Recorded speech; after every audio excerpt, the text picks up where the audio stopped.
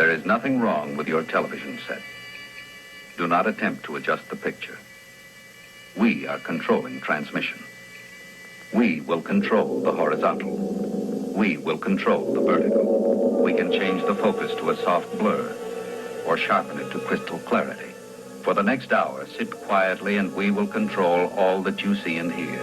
You are about to participate in a great adventure. You are about to experience the awe and mystery which reaches from the inner mind to the outer limits.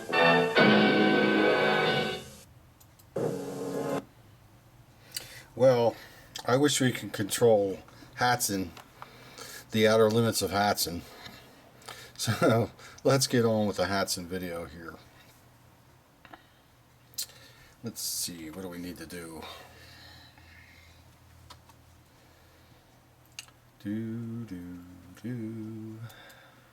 There we go. So a guy sends me his Hatsan, and I hope that I can do this right, but we're going to save the end of the story for last. That's why they call it the end of the story. So he sends me his Hatsan to get tuned up and worked over. So I go into the shed there where my lathe room is, and I'll cut some Delrin down for the buttons on the piston.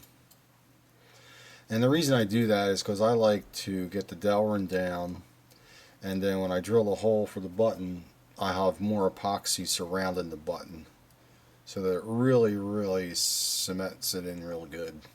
But anyway, this other picture got snuck in there, and this is the R7 that I got recently. Practically new, bought it off the yellow, and I never seen one up in person. But I was taking it actually for a light rifle. It does have some heft to it, weight wise. It's not super light like I thought it would be, which I was really happy to see that. It's a really lovely rifle. I'm going to really enjoy that when I get a little older and I won't be able to shoot these bigger, heavier guns. I'm going to enjoy this R7. It really looks nice. Anyway, back to what we were talking about. So here's the sniper. It finally made its debut on my workbench. Prior to that, I was working in a vintage R10, and then I finished that up and sold it to a friend. So the Hatsan's on the bench, and actually when I looked at it and from going around and slowly taking it apart, I was really quite taken how nice everything was. So here I'm taking this apart. Let's make sure I'm in the frame here. I think that's pretty good. How's that? So professional. And anyway, this is a Hatsan .25, and this is a Vortex gas ram. The guy bought the Vortex gas ram, .25 caliber, and it's coming out of the receiver. The Vortex gas rams come in two parts, and here it is. So there's one end of the receiver, here's the other end, and it's permanently attached to the gas ram here.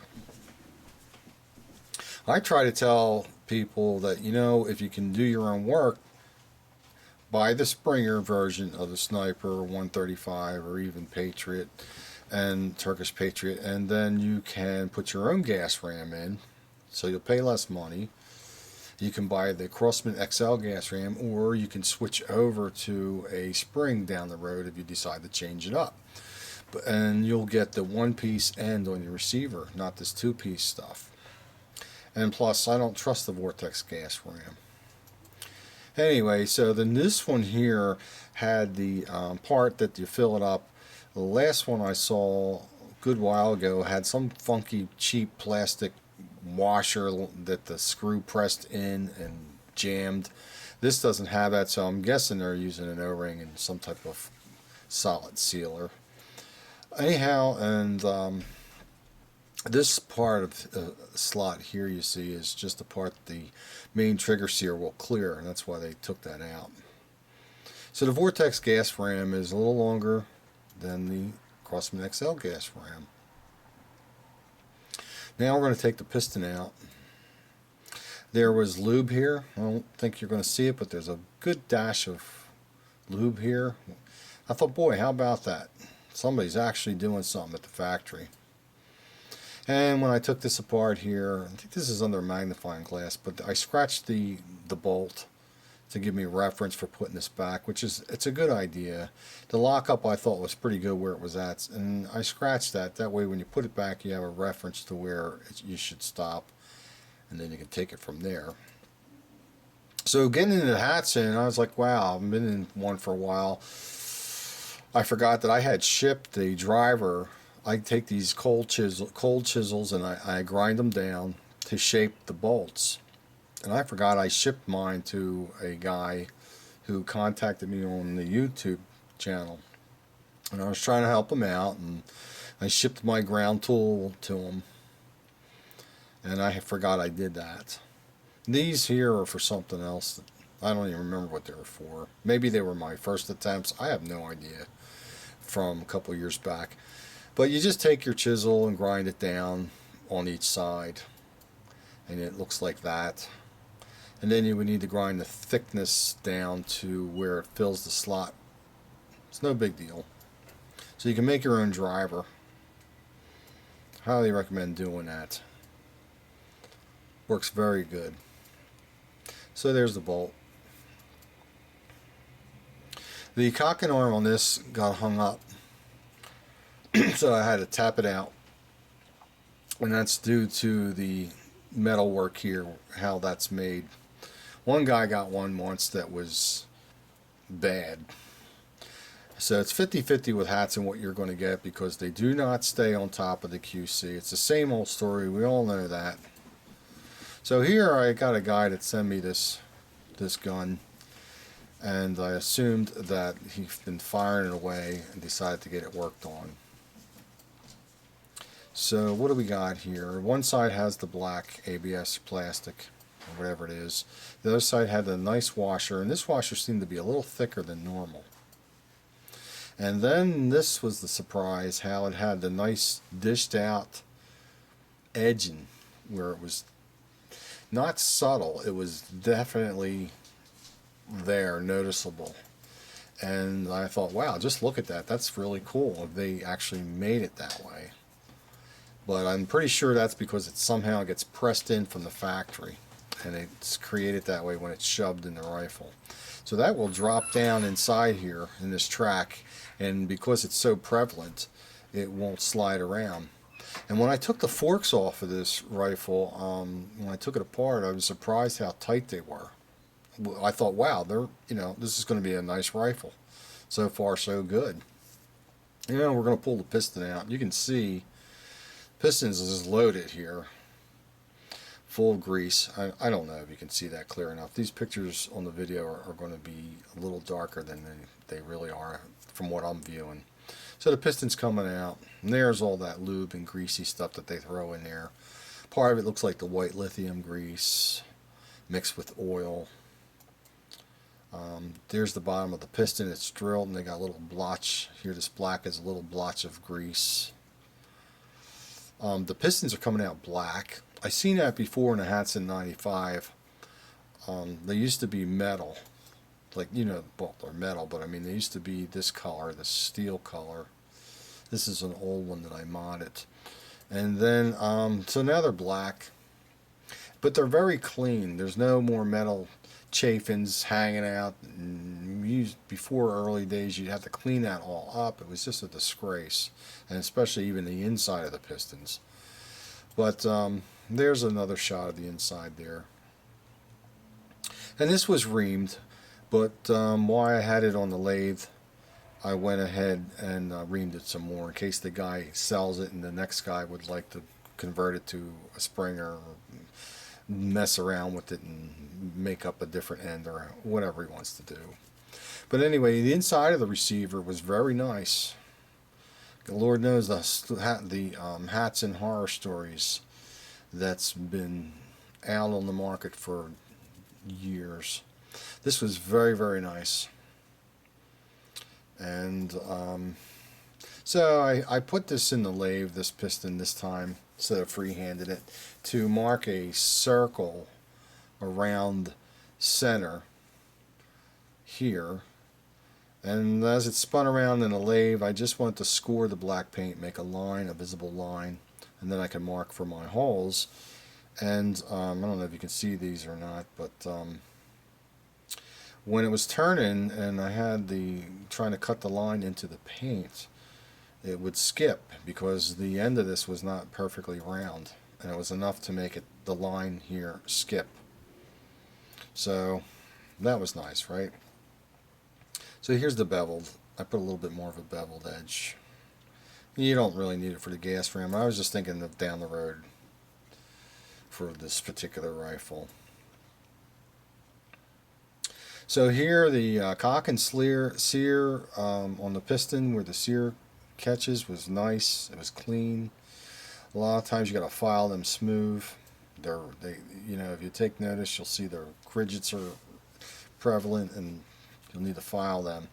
I'm just going to cut the Delrin down, make my piston buttons, and this time I decided to make them thicker and longer, or longer I should say, so I don't drop them on the floor like I normally do when they're smaller. And then I clean the inside of the piston out. Used to scour that piston and really clean it and scrub them, but this one wasn't bad. Another shot of that cock and slot. There's these slight visible traces of a line, but not enough that warranted any filing and smoothing. Here's a better shot. So overall, I was finding, a tight fork, thicker washer. There was lube. Didn't find any metal chips at all. Nothing. One little bit of a trace, and that was inside the jam when I took the little spring jam out. So we're going to get some Gorilla Glue here and glue these buttons in. I threw this in. This is a picture of the shop. It's just a mess. Left over from the winter. So this summer I'm going to clean this shop up and go through and organize everything. I've had it. If you want to go back, if I'm going too fast, that's my spring compressor. And it works really good for me. I like it. Takes up a lot of room, but I don't mind. And there's the other end where most of the work goes on. Just a mess. I've had. I'm going to clean it all up. Clean the shop, reorganize it. And this bench here is really a mess. But I don't have a lot of room, so more room than some people, but it's really not as much as I would really like, which is slightly irritating. So here's the pistons glued in, the piston with the buttons glued in, and then they're ground down. This is the trigger sear with the crappy Hatsan lube that was on it. And here they've already been honed down. The gray matter's been taken off, and they're soaking with the polished material. I just let it sit, and then when it sits for a good while, I'll buff them. But I decided to throw this in. These are the little fine 1/4-inch sanding drums that you can buy online.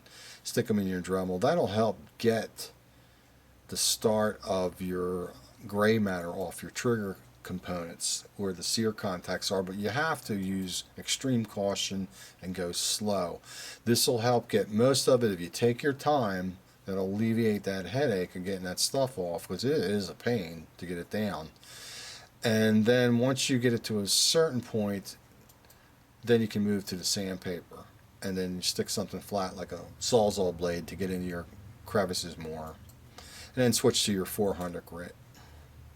And that'll make easy work of working your trigger sears. But please, I can't stress enough, if you're going to use something like that on your trigger sear, excuse me, you have to be very careful. You cannot take the steel off and down and reshape those sears. Leave them alone. They're designed to do their job. And I'll tell you, I already had to on this particular gun, because I was only had the weekend to work it, because I only work weekends. I mean, on rifles. And I actually wound up messing up a sear. So I took one of my sears and put it in the rifle, and we were back to square one again.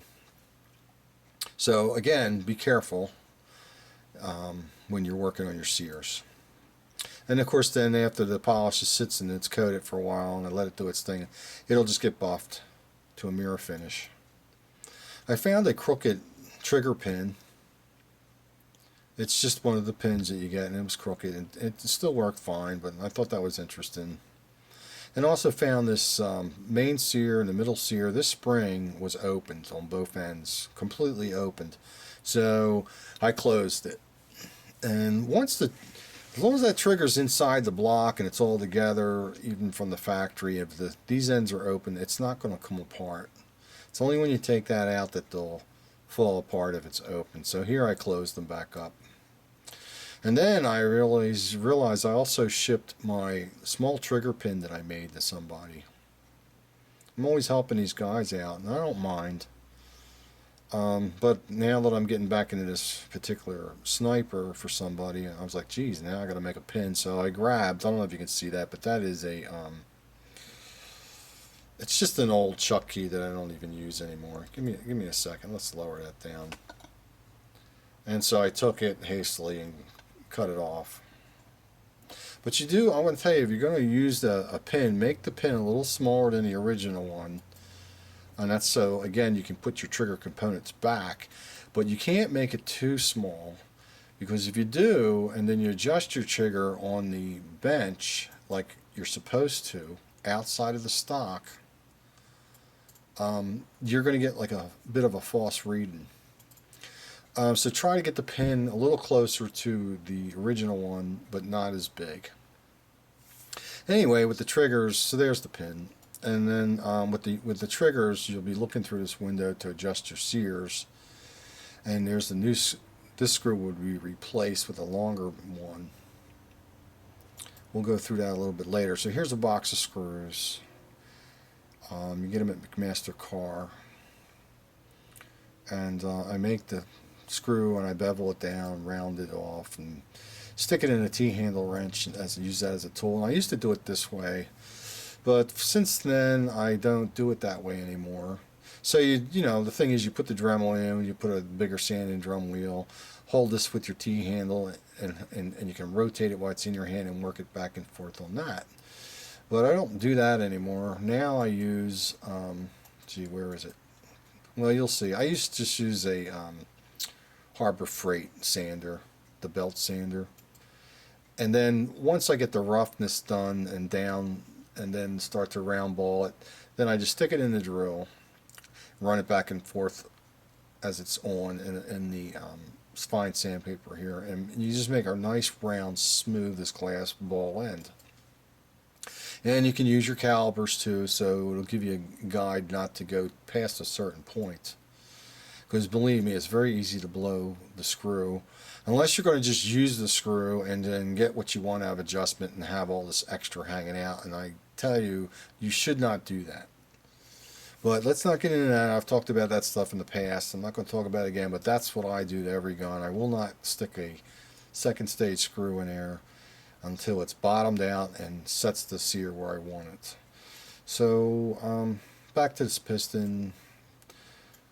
The buttons are big and they start to grind them down, and what happened later, we'll get into that. But I cleaned this area up, and it was like oily and junky in there. I wiped it all down, and I did. This was exposed, these little swirls. It looks worse than it is, and it's not enough that's going to hurt anything, but I just want to show you.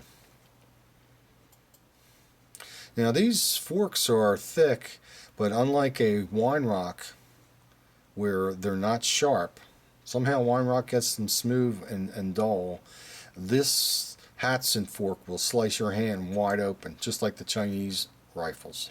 So again, be careful when you're dealing with your fork. There's a nice dish out on the Hatsan. See? Everything I seen on the rifle was nicely done.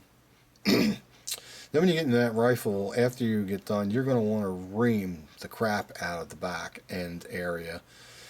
You have the spot welds that are tacked for the scope rail. You have all this configuration going on in the slot. Well, just be careful with your slop, but all this other stuff, you got to really, really take your time and hone that. Now, you can use whatever your heart's desire. This was readily available, and I set that up. And some guys use a slit dowel with sandpaper, or PVC slit with sandpaper, or you can use flap wheels. A friend of mine used those things that are, they got the little balls, those flex balls. He really likes them. But don't see any reason to use them. Basically, you have to sand the heck out of all that stuff and smooth it out and work it. So anyway, here's the big mess.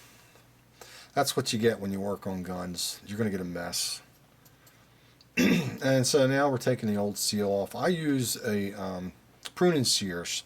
This happens to be a broken one, and it's a heavy duty one, because the blade's tapered and it's very sharp and thin on the edge, and it'll fit between the seal and the piston. And then it's strong enough where you can work it and work it back and forth and up until you pop it off. They can be a real bugger, these Hatsan seals, to get them off. So see, there's the broken shears. There's the beveled edge. It starts to get thicker as it goes in. And of course we boil the water. Tap water's hot, then you boil it through the microwave, get it hotter, then toss the seal in it, let it sit a while. Then grab whatever lube you have available. Now this just happens to be handy. It's Slick 50, but whatever you got. Just throw a couple drops of lube on the piston seal and your piston, and then pop it on. And anyway, so now these here, I had to clean this up, because normally I'll let these buttons go for 24 hours. The epoxy will harden rock hard and super hard, and then you can grind them all down. But I didn't have that time available. So as soon as I knew these were set up enough, I started grinding them down. But that starts to get warm and hot, and when epoxy mixes with the grinding wheel and Delrin, it makes a little bit of a soupy mess, and you got to clean that off your piston. So looks like to me it looks like two eyes. I do have the newer lube that I'm going to use on some of my wine rock rifles when I get a chance to get into them, and I was going to make some O-ring caps from the way Mr. Ed Cannoli makes his O-ring caps. But I'm certainly not going to do them on a Hatsan rifle that I'm working for somebody else. It's too much time involved, and I haven't even worked any of that stuff out yet. So that's something that needs to be done later on in my projects. So here we have the pistons on. I smudged it with the the Molly, and this whole thing's been mollied and honed, and it's been burnished. But since I'm going in with the new piston, and the way I do mine, after I burnish a receiver, I'll work the piston in and out and then pull it out, check the face. If there's any on the face at all, then I wipe it down, test it again, pull it out, look at it, and I look at the bottom, and I'll stick a dowel. And if there's any on the bottom, I'll stick the dowel with the paper towel wrapped around it with the tape and clean the bottom up. Pretty much so that it's where it needs to be, and usually these guns will not even diesel at all. So here I'm taking a Q-tip, I've done all that, and I'm just wiping the excess molly off in the back area. It doesn't need to be there, so I'll rotate the piston, clean that out of there, and then what I'll do is, again, and just wipe a smudge, just one smudge on each side of the piston just before I push it back. But I got a tedious way of doing things. Here we're cleaning the barrel. I look in here, and what do I see after we're doing all this other stuff? In here is not faced cleanly. They were coming out nice and faced and crowned. Well, this one wasn't. It's crudely left unclean face inside where you look at the barrel, and the choke, not the choke, but the crown was not a very nice crown. The breech area was really nice. This was slightly dished out like it's supposed to be. Everything was fine. So now we're going to check this guy's barrel out. And what do we find? Well, we find that this guy's barrel is bad. So the barrel is 17.5 inches, and putting the pellet in after the barrel's been thoroughly cleaned, putting the pellet in the bore and slowly getting it started, pushing the pellet down with the rod. The breech area was a little tight. You know, in the older days with these Hatsans, they were so horribly tight, it was atrocious. And this was a little snugger, and that's typical with Hatsan. They're not supposed to be. That's just the results from Hatsan making these barrels. There's no reason why that's supposed to be like that. You're supposed to machine and get this barrel in the block, lock it up without it affecting the barrel. But Hatsan has gotten a lot better with that. They are not specifically, I'm going to say it again, made that way to present that for the build. That's what happens when they're not made properly. So, it's just common sense. You don't want to squeeze your pellet, then get into the typical consistency of the normal bore, and then find out, hey, now your pellet is too small for the bore. So it's just one of those things. Hatsan's gotten a lot better with it, but they used to be atrocious. Horrible. Absolutely horrible. So this had a good bit of resistance, but it wasn't bad, and I wouldn't even complain about it. I'm just talking about it. And then past the 1/3 section, we get into the second third, and then, which is the middle, it had a very subtle pellet drag. And lastly, we get into the last third, which was like 6 inches where you see the tape here. It had no drag at all. The bore was oversized. The pellet just fell through. The rod just pushed through. It just dropped. And what seemed to be like it hit a choke and you had to pop it out, I am going to say that at that point, the pellet was teetering, and now you're forcing the pellet out. So that's what you got on this particular model. And this is what I've been preaching. If I share anything for people to learn from so they can work their rifles, is this. You have to clean the barrel and then do your pellet to bore test to see what's going on inside your barrel, see if you have a choke, see what the consistency is, see where it's tight, where it's loose, see if you have a good barrel, see if you have a good pellet drag consistency all the way through. You don't want to do this. You don't want to send your gun out to have somebody work it and then find out your barrel has 6 inches that is completely way oversized. Now, on this particular rifle, you have all this power.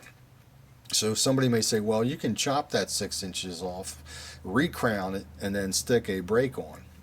Well, yeah, you can do that if you want to do that. I have no faith in what the results are going to be. For number one, the .25 caliber rifle and this power Magnum and 135s and even the Patriot is the best caliber for these big guns. The .22 is not the best caliber for them, and obviously the 177. No matter what you do, you're still going to get a piston slam. And you could take a .22 caliber pellet and get it the same weight of the .25 caliber, and it's still not going to be as good as the .25 caliber pellet.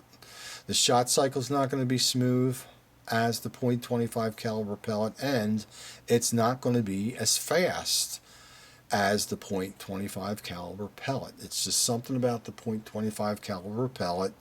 It bounces out this a lot better, and it uses up all the energy that the gun's dishing out, and they're very accurate. If you have a decent barrel, they're very accurate. So take it from me, that's the deal with this. Highly recommend, if you're buying these things and if you're using them for hunting, get the .25 caliber and test your barrel. So the guy sensed this rifle, and my point was, yeah, you want to chop this barrel, you got 6 inches that are bad and then recrown it. Well, I say no, because you're not going to have a long enough barrel that's needed to absorb the energy that helps balance out the shot cycle. Yeah, you may get this to shoot better. I'm not saying you won't, but that's not what I consider good for this particular gun. This gun should have the full 17.5 inches of a good consistent barrel. I mean, you can do whatever you want to do. I'm just stating how I feel personally about the gun. So I did not go in that with this guy. You know, I'm not spending more time rebuilding a Hatsan, and I'm not going to do things I already do enough that I don't get paid for it anyway. So there's your 17.5 inches. So the moral of this whole story is check your barrel, please, if you buy a Hatsan before you do anything to it. These guns are okay for the price point and power if you know what to do to them. If you like tinkering, let's say tinkerers, you know, they are a PIA, pain in the ass gun to work on. So, you know, they do get old. Trust me. You know, you want to move on. You get tired of this stuff. You don't even want to deal with it anymore. But this thing here is just a little grime that I got out of the spring jam. Took this out and re-lubed it up. Had no lube in there at all. And just cleaned it out. This has a little dent in it. This is the grease I use. I'm going to bring this camera in so it can actually pick it up. I love this red synthetic grease. It has an odd smell to it, and you can get it at Walmart. Made by Supertech. Extreme pressure, multi-duty complex, high temperature grease. Really like it.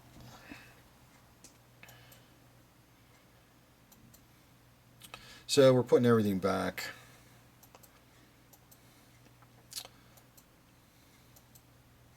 There's a wood block I use on those drivers. You can lean on that with your arm, put tension on that, lean. I don't know if you can see this or not. You can lean your belly up to the bench and slide this forward, so when you tighten it up with your crescent wrench, when this receiver wants to turn, you'll have something to go up against it to hold it still. And this way you won't get hurt, and you can have enough tension going down to keep the bolt clean while you tighten it up. Those bolts are super soft.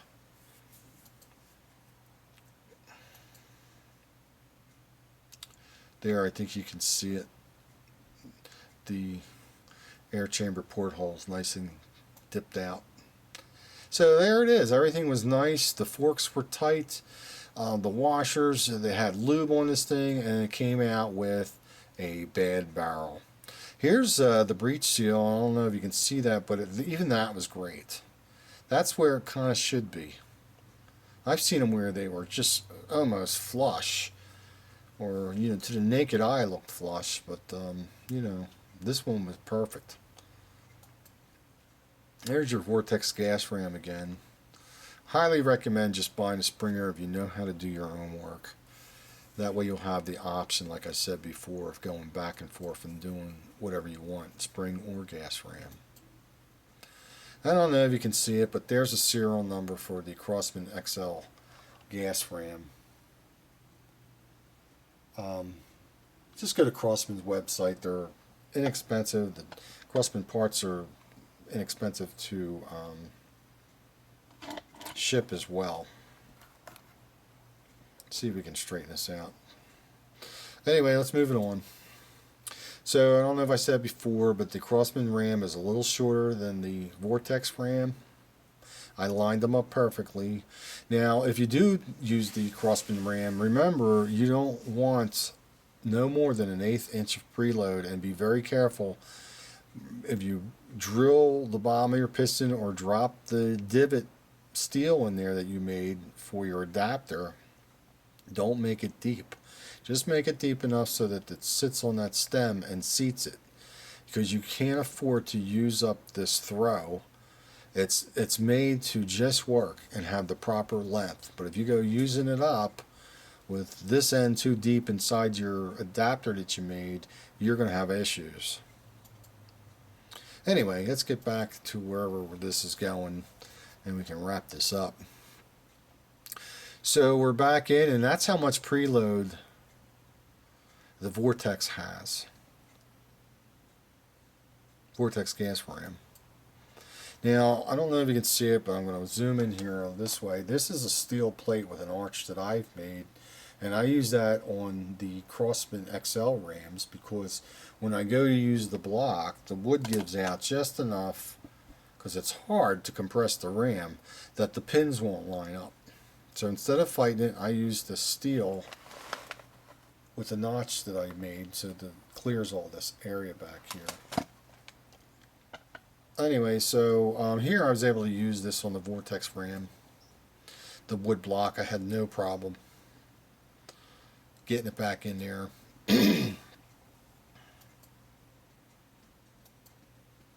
Pins are all in, triggers all back. I'm going to try to speed this up because I don't want to bore you. The whole purpose of the video was with the Hatsan, check those barrels. But there are a couple things I want to point out that I want to stress. And one of them is this pin tension wire here. Let's see if I can find it. And lube anything that moves. Lube it up. Don't be Mr. Clean about it. Just put the lube on there and you'll have lube on there for life. But for me handling all this stuff, the lube got everywhere. I've had that trigger part so many times. Another thing too, I've said it before, but I'm going to mention it again since it's here. These come in and they're bent over and angled back, so you're going to have to bend that back in order to spread this apart when you go to take it apart. Don't worry about it, just bend it back straighter and then pull it out of there. This is the little safety button. This is where it connects. I don't know why they do that. It doesn't really need it. So, like I said, I've had this trigger in and out plenty of times and handled it, and I got lube all over me, probably the camera, and all over. Let's see, we're back to the beginning, so let's go back to the next set of pictures, and that would be these guys. I'm going to try to make this quicker. So here we go. This is the new pin made for the trigger, the new screw made for the trigger. Now, OC from Junkyard Air Guns, Fang, as most people know him, he took a couple of his Hatsans when because we used to work these things to death. We go way back. And we are good friends. And I have a lot of good friends that I don't even speak to, and you know that's the way it is in the air gun world. You're online friends with people, and you know people for years, but you don't seldom get on the phone very often. But anyway, Fang did his, Mr. OC. He took his and ground his down. Now I thought, for some reason, geez, you know what? Let me do that here at least once. Why not? And I did, and it was a cool idea because a lot of guys don't have the extra trigger screws, the longer ones, and so if you have one with a cap head, you can do that. If you just take your time, get it on your bench grinder and grind it down, clean this edge up a little bit, move it back if you need room for the head of the cap screw. But then what you want to do is take the screw and run it in backwards, and I don't know if you can see it, but there's a little char right here, and you're popping that back out. You never would have even known it was there. And so you do that, and if there's a char there, it'll pop it out, and you can clean it up. But that was an interesting way to go, but guess what? I overdid it, and I'm back to the screw again, because now the stock screw is too long. Anyway, that's just something I threw in there, and you can use that if you want. And by the way, whatever you do to your rifle and whatever you learn off of this video, it's all on you. If you aren't capable or learn it enough, then, you know, don't blame me. I am just sharing what I do, and whatever you do is what you do. So be warned. Be very careful and, you know, go at your own pace. Anyway, so the trigger screw is rounded and nice and smooth, but we wanted to talk about this tension wire. I want to point that out to you. This tension wire must be, here's the pin that holds this piece in, and the tension wire goes through here. It must be underneath this pin here. This is the pin that holds this trigger on. The tension wire must be underneath. So it's very easy if you're not paying strict attention to try to stick this down and push it down to line up the hole to stick your pin in. And then while it does that, it pushes this tension wire back up. And it's very easy to get this pin in thinking you have tension on that and it's in right position. You can jerk this back and forth and it pops up and down and you think, oh good, I got it. Then when you put your rifle all together, the second time you cock it, it's not going to cock. And then you got to take your rifle all apart and you're going to be wondering what's wrong. That's one of the things that can happen. So make sure your tension wire here is underneath this trigger pin that holds the trigger on. Tip of the day. So here I want to show you, these sears are backwards, but I just wanted to show you this slot here, this indent slot on that middle sear. When you get your little skinny punch, that's what you want to grab. That's what you're grabbing with your skinny tool. You grab that, you shove that back, and the upper sear here, which you can see sticking out, will drop because this is now out of the way, and that's how you start to adjust your trigger. But I'm just pointing it out in case you don't already know. Here's the two sears. They are not engaged. I want to say something here. So what you do, you put your new screw in, you watch these sears, and you get these sears to spread apart. When they're so spread apart, they're going to fire.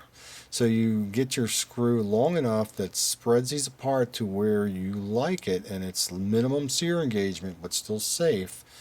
And then you get back to, let's see if I can get it, your trigger, right? So say you have done that. You have adjusted your long screw. It's pretty close to bottoming out. You like where your sears are. They are making minimum but safe contact. Now what you're going to do is take your trigger and pull it down. And you're going to watch what happens when you use up your trigger travel. And then you're going to look at your sears while you're doing that, because they will start to spread apart when you are pushing your trigger down during the travel. Then when your travel's used up, you'll see that you have no more travel left. Now you're going to have to squeeze the trigger to actually fire it.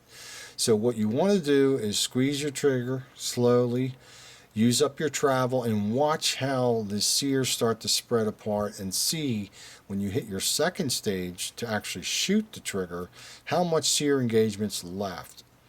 And then from that point you're going to want to squeeze the trigger at the second stage to see how much of the sears still move apart before it fires. So the idea is have that total sequence like that with minimum sear engagement, but yet you still have engagement during the cycle of your trigger travel, and during the final cycle when you go to squeeze the trigger slowly and shoot the rifle.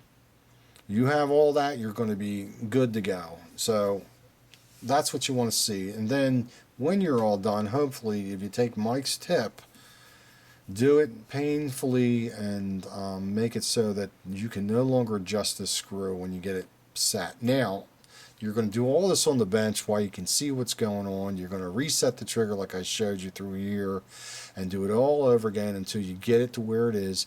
And then when you think it's good, you're going to wind up testing it on your rifle, because that's when you're going to fine tweak it.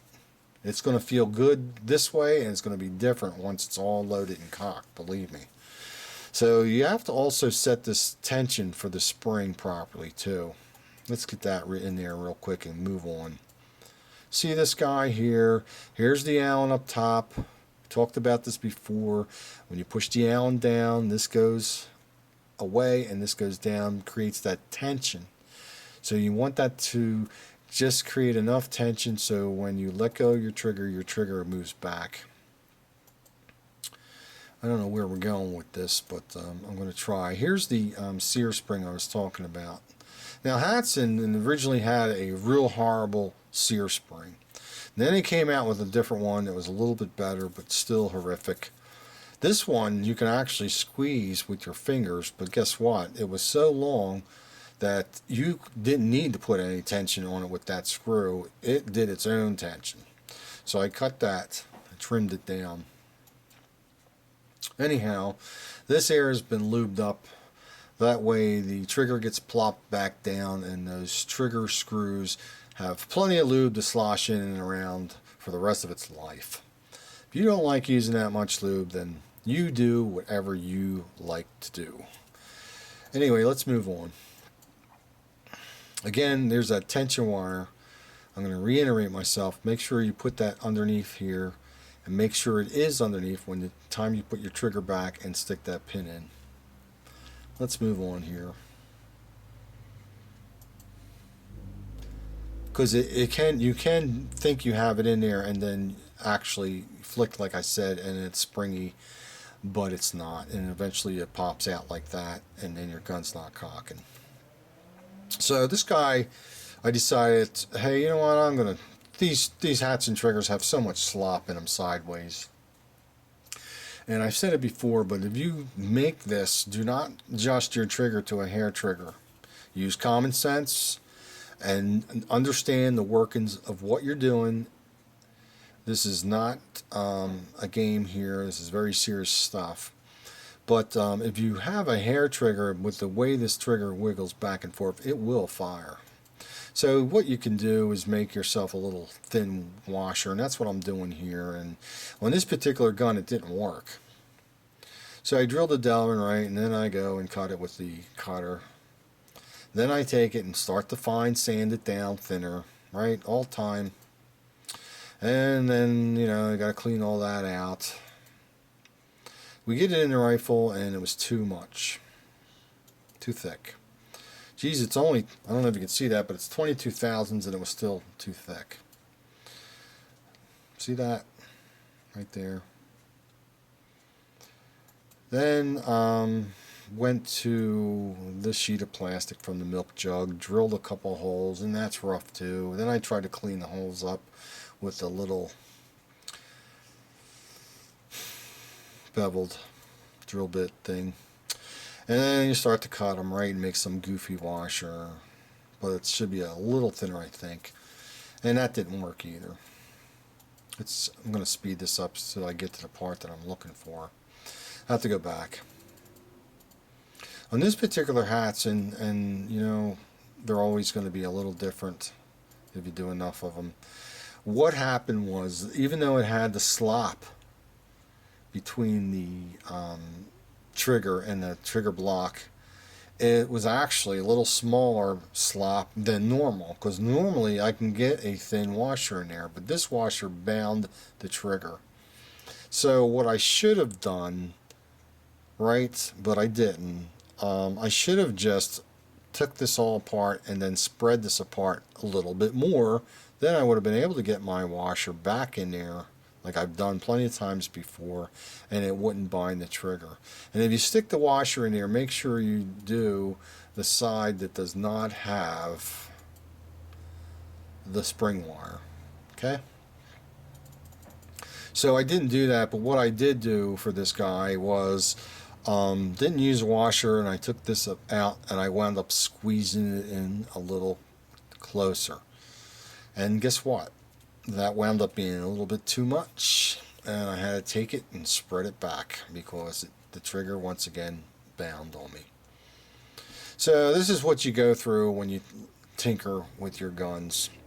And if you do that, just take your punch, a thicker one, lay it in there horizontally when your trigger's missing between the two pieces of metal of your trigger block, and tap it down and spread it back. That's what you do. You work your rifle till you get it right. But anyway, let's get on with this. This is running too long. I had 1.25 caliber left. The guy forgot to send me some pellets with his rifle, and I don't have .25 caliber rifle, and I had used my last pellet by the time I got this rifle done. This rifle has already been shipped back. And he's going to let me know, and I'll probably add it to the video later, how he made out with this. And he doesn't plan on using a scope. So my fingers are crossed, but, you know. He shot this before, and he was actually happy with shooting a gallon milk jug at 60 yards. But if that floats your boat, that's great. But that's not what I call acceptable in my book. But look, it all depends what you're using the gun for. Anyway, I think we're done with this video. We've talked about all this other stuff. So let me get out of here. I don't know if there's anything else I wanted to point out. Let me get out of here. Get into this last picture here. Here it is. What's it say on the box, folks? I didn't put it there. We're just going to read it. Hatsan, serious, solid. Let's do the ball. Hatsan, serious, solid, impact. Yeah, I'll say we have serious, solid impact. We have serious, solid impact on the buyer. For he buys a rifle and his barrel is bad. Isn't that great? They just keep making them and stamping them out. And we just keep buying them and dealing with the issues. Oh, but we're trying, aren't we? We changed this, we did that, we're throwing lube on them. No, you know what? You're not, and you never did, keep up with your quality control. So buyer beware. That's what you get. It's a 50-50 deal if you get a good one. It all comes down to the barrel. If you get a decent barrel, ho-hum barrel, or a bad barrel. I've mentioned it before. Look, you know, they're cheap enough. If you can work your own rifle, knock yourself out, you know, it's frustrating, but it's also fun. We like to do this stuff. But look at the nice German beauties here. I can't stress enough how nice it is to own them, shoot them, and work on them. So, I don't know, the moral of the story is clean your barrels, check your bore with your pellet, and if it's bad, send it back. This is Mike saying be safe, take care. Thanks for hanging out with me. Anybody I know, my friends out there, this is Mike saying hi, how you doing, and goodbye. Take care. Bye-bye.